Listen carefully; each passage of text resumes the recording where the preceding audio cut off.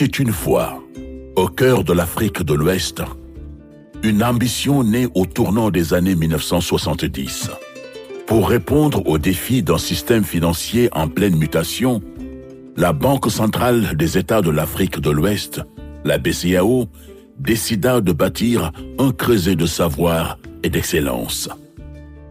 C'est ainsi qu'en octobre 1977, au Sénégal, fut créé le Centre Ouest africain de formation et d'études bancaires, plus connu sous l'acronyme COFEB. À l'origine, sa mission était simple mais essentielle. Former les cadres de la BCAO afin d'accompagner le processus d'africanisation des compétences et renforcer l'efficacité de la politique monétaire régionale. Ainsi, sous l'impulsion visionnaire du gouverneur Abdoulaye Fadiga, la création du COFEB a marqué un tournant décisif dans la formation de l'élite financière de l'Afrique de l'Ouest. L'idée qui me vient à l'esprit lorsque on parle du COFEB, c'est celle d'excellence. J'y associe immédiatement celle de vision. La vision des pères fondateurs et notamment celle du gouverneur Fadiga. La dénomination COFEB a été personnellement choisie par le gouverneur Fadiga lui-même. Il faut dire que mon histoire avec le COFEB est particulière, puisque j'ai participé à la création de cette institution. J'ai contribué à la mise en place des structures administratives et pédagogiques de cette institution. C'est en 1990 que j'ai pris la direction générale du COFEB, dans un contexte où les banques, le système bancaire, étaient en crise et en pleine restructuration. Dès ses premières années d'activité, le COFEB ouvrit ses portes à des apprenants venus de toute l'Union économique et monétaire ouest-africaine, UEMOA, établissant un socle commun de connaissances financières et de culture monétaire. Progressivement, son rôle s'étendit non seulement au cadre des banques centrales partenaires, mais aussi aux fonctionnaires des administrations publiques, aux responsables d'établissements de crédit et aux professionnels du secteur financier. Grâce à ce centre, des générations de banquiers centraux, d'experts en finance et de décideurs macroéconomiques ont été formés, consolidant ainsi l'africanisation des cadres supérieurs de la BCAO et de ses institutions partenaires. Au fil des générations, le COFEB devint non seulement un centre de formation, mais un véritable catalyseur d'expertise régionale. Le gouverneur Fadiga a eu cette lumineuse idée de mettre l'accent sur la formation des cadres. Et c'est là que tous les jeunes cadres de la banque ont été formés. Beaucoup de jeunes gens, aujourd'hui, de personnes, de personnalités aujourd'hui qui occupent des hautes fonctions ont été formés au COFEB.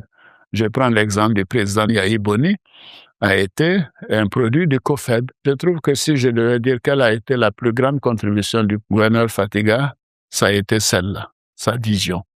Dire qu'en quelques années, la banque devait être prise en main par les Africains, compétents, bien formés. Durant des décennies, le centre se transforma. D'une formation essentiellement diplômante sanctionnée par le diplôme d'études supérieures bancaires et financières, le COFEB élargit son offre pour intégrer des formations spécialisées, des séminaires thématiques ainsi que des modules courts adaptés aux nouveaux défis de la finance et de la régulation.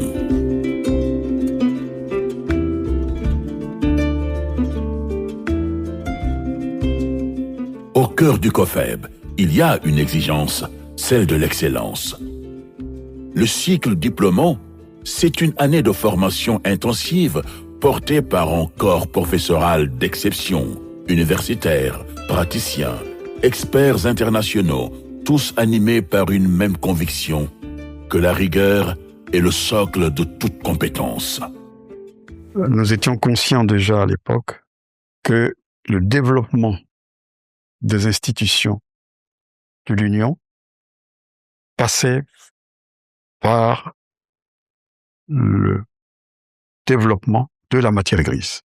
Et donc, nous avons mis l'accent sur justement cette culture, disons, d'excellence, cette culture de technicité pour permettre aux cadres issus de cette institution d'être parmi les meilleurs. Le programme est reconnu par le Conseil africain et malgache pour l'enseignement supérieur, le CAMES. Une validation académique qui place le diplôme du COFEB au rang des formations les plus prestigieuses du continent.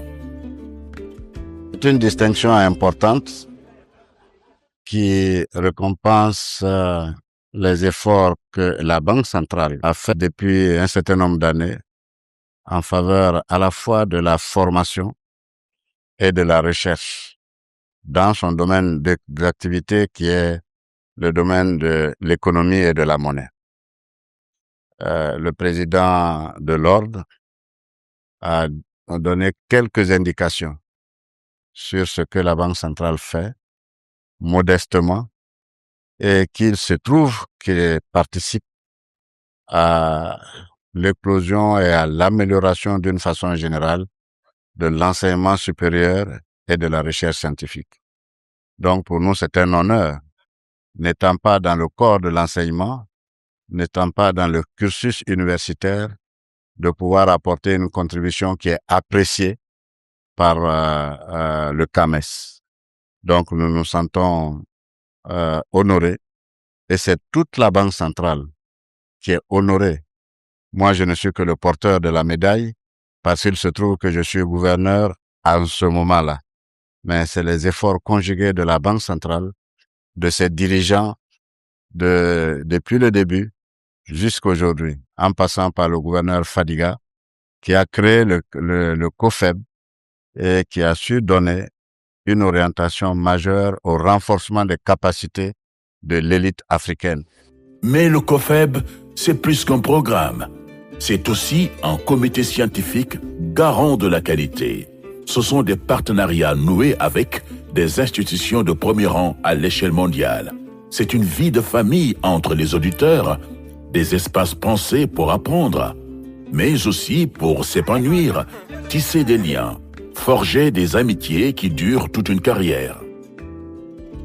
Et parce que l'avenir de l'Afrique passe aussi et surtout par ces femmes, le COFEB s'est résolument engagé à encourager, accompagner et valoriser les candidatures féminines, car la diversité n'est pas un bonus, c'est une force. Le gouverneur de la BCEAO nous avait offert lors de la fête de 8 mars 2023. Et pour ce qui nous avait été dit, c'était la première fois qu'on avait une promotion aussi intense en femmes, à savoir 8 jeunes dames qui venaient pour la formation et monsieur le gouverneur a tenu à marquer le coup en nous offrant ce présent. Je le chéris énormément et il est tout le temps sur ma table. Même si les enjeux de parité n'étaient pas les mêmes qu'à notre époque, nous accordions déjà beaucoup d'importance à offrir les mêmes chances à tous les talents. Et également donc aux talents des femmes. Je me réjouis que cette problématique ait pris donc une dimension accrue et que les femmes occupent de plus en plus, disons, des positions dans le secteur de la banque et de la finance. Au tournant des années 2000, le Centre noua des partenariats internationaux et renforça sa dimension académique et stratégique. En novembre 2019 précisément, une réforme majeure élargit son périmètre pour faire du COFEB un véritable centre d'excellence en formation, recherche et innovation pour tous les acteurs monétaires et financiers de la sous-région et au-delà. À partir de 2019, le gouvernement avait effectivement pour vision de faire du COFEB un centre d'excellence de dimension internationale, pas seulement régionale, puisque le COFEB est déjà régional, mais un centre d'excellence qui va disséminer à la fois sur l'Afrique, mais aussi sur le monde, qui va apporter un peu plus et qui va aussi faire de la recherche de la prospective. Et également, il a jugé pour cela qu'il fallait donner les moyens au COFEB d'avoir un peu plus d'autonomie.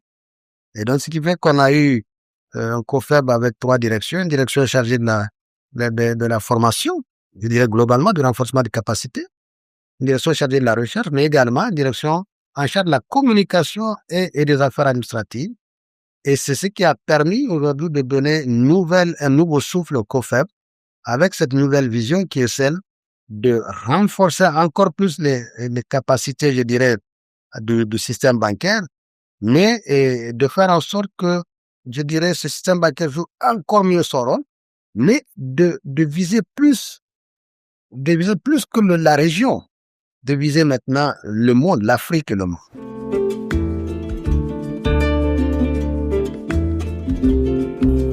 Le monde évolue. Les métiers de la banque et de la finance se réinventent. Le COFEB a choisi d'évoluer avec eux. À travers ses parcours certifiants, le centre offre des formations ciblées, agiles, conçues pour répondre aux besoins concrets des institutions financières de l'Union. On peut citer, entre autres, HEC Paris, l'une des plus grandes écoles de management les plus reconnues au monde, House of Training, ATTF du Luxembourg, un pôle de référence en formation financière européenne. Ces institutions de rang mondial font aujourd'hui le choix du COFEB, une reconnaissance qui témoigne de l'excellence et de l'ambition qui guide le centre. Ces partenariats ne sont donc pas des noms, ce sont des contenus enrichis, des regards croisés, une ouverture sur les meilleures pratiques mondiales, au service de professionnels ancrés dans les réalités africaines. C'est un très beau programme, riche de par les échanges que nous avons avec les formateurs, mais également des échanges que nous avons avec les autres participants qui, il faut le dire, proviennent de différents métiers de la banque. Donc, c'est très enrichissant pour nous de nous retrouver à faire ce parcours-là. Et l'autre intérêt également, c'est que on sort de cette formation-là grandi. Personnellement, j'ai suivi une formation sur, on va dire, sur l'implémentation des dispositifs BAL 2, BAL 3. C'était en 2018, toujours avec la BCAO, en partenariat avec l'Agence des technologies financières de Luxembourg. Et je pense que c'est un partenariat qui devrait également être maintenu, voire renforcé, pour adresser toutes les problématiques aujourd'hui et que vit le secteur bancaire. Lorsque des institutions de réputation, des institutions de renom acceptent donc de coopérer avec le COFEB, cela témoigne, disons, de la qualité des enseignements et des formations délivrés par le COFEB. Ces partenariats, de mon point de vue, doivent être un élément central de l'expansion du COFEB dans l'espace UEMOA et même au-delà.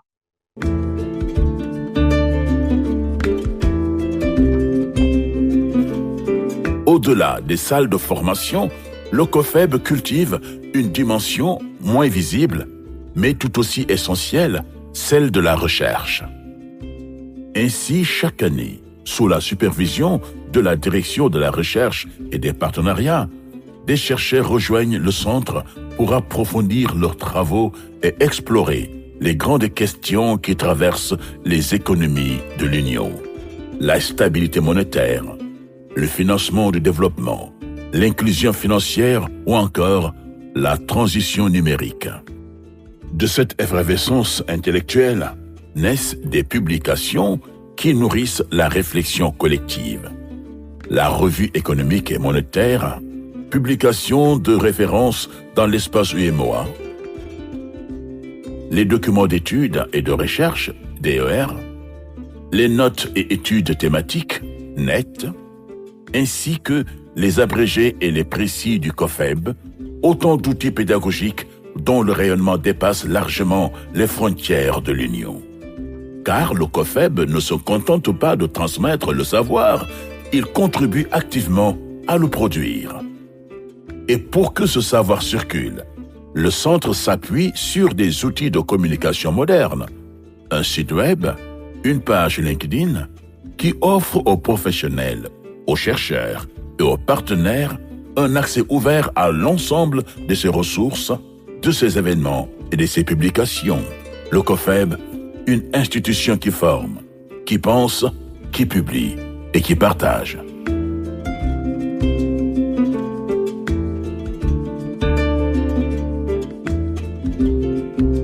Entre 1977 et 2026, ce sont plusieurs milliers d'auditeurs et de professionnels du secteur financier et bancaire venus des 8 pays de l'Union, mais aussi des banques centrales partenaires qui ont été formés au COFEB. Aujourd'hui, ils dirigent des départements, conseillent des États, pilotent des politiques monétaires et inspirent de nouvelles générations. Car ces femmes et ces hommes ne sont pas seulement des diplômés, ils sont le véritable visage du COFEB. La formation du COFEB, d'abord, a été une opportunité pour moi de passer du grade d'inspecteur du Trésor au grade d'administrateur. À la suite de ce reclassement, j'ai obtenu plusieurs promotions. Parti d'adjoint au chef service, j'ai été nommé ensuite chef du service, après fondé de pouvoir du receveur général des finances, puis receveur général des finances comptable principal unique de l'État en son temps. Et après cela, est intervenu celui du directeur général que l'occupe actuellement. À l'issue de ma soutenance, la direction générale de la Poste Burkina Faso a agréablement apprécié le thème d'étude et a même demandé à ce que des recommandations soient mises en place pour le bien de l'État. Après cette reconnaissance de la direction générale, s'est suivi une promotion. J'ai été nommé chef comptable à la Poste du Burkina Faso, puis j'ai intégré la banque postale à l'issue d'un test. Le COFEB, c'est tout pour moi. Parce que le COFEB, le passage au COFEB m'a ouvert les portes de la Banque centrale et j'y ai fait une carrière assez riche et diversifiée. J'ai passé 36 ans. Ça m'a même ouvert aussi une porte sur l'administration, la haute administration financière de mon pays, la Côte d'Ivoire. C'est après la formation au COFEB que j'ai intégré beaucoup de groupes d'experts d'analyse du travail au niveau national, local et au niveau régional. Et la promotion, je l'ai eue après la formation au COFEB. Il faut dire que pour être cadre de la Banque centrale à l'époque, il fallait entrer au COFEB et avoir le diplôme du COFEB. Ceux qui n'ont pas le diplôme, c'est d'intégrer à des grades plus bas. Donc, pour nous, c'était déjà la porte d'entrée. Et je pense, dans mon cas, bien sûr, cela m'a ouvert cette porte et m'a permis de faire des diplômes supplémentaires parce que j'allais travailler avec la maîtrise dans mon pays. Et par la suite, j'ai pu gravir quand même les échelons de fondé du pouvoir en 84. J'en suis sorti en 96 avec le rang de directeur. J'ai intégré le COFEB avec un poste de responsable de service. À la fin de ma formation, j'ai été nommée responsable de département. Et 6 mois après, j'ai été nommée directrice comptabilité. Et là, actuellement, je suis en charge de l'intérim de tout le pôle finance au Crédit Mutuel du Sénégal. Ce que le COFEB leur a transmis, ils le portent chaque jour. Et à travers eux, c'est toute une région qui avance. Il y a des institutions qui façonnent des destins, qui forgent des convictions, qui allument des lumières que rien n'éteint. Le COFEB est l'une de ces institutions. Depuis près de 50 ans, discret, mais déterminant, il forge des bâtisseurs. Hier, il était déjà en centre de formation. Aujourd'hui, il est un phare. Demain, une référence pour l'Afrique tout entière.